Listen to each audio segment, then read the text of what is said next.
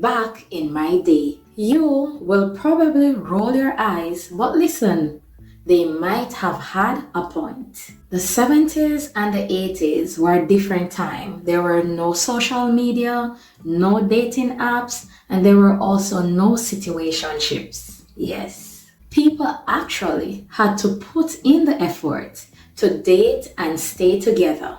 But now, relationships are more complicated than ever. So today we're comparing then versus now to see what has changed, what we lost, and whether modern love is really worth it.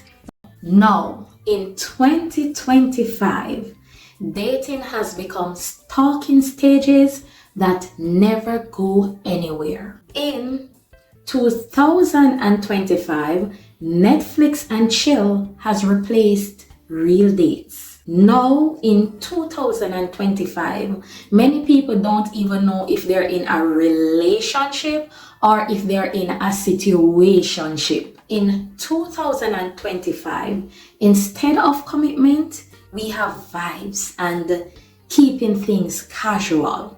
What have we lost? We have lost the sense of commitment and real effort in dating. Okay guys, I need to hear from you. Do you think that relationships were better back in the day, or do you prefer the modern day of dating? Are we revolving in a good way, or did we lose something special along the way?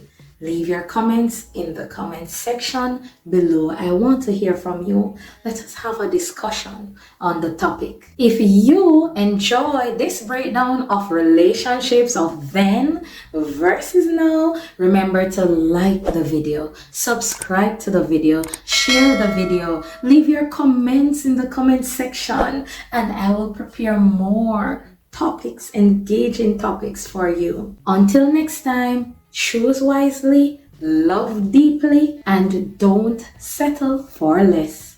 Bless up.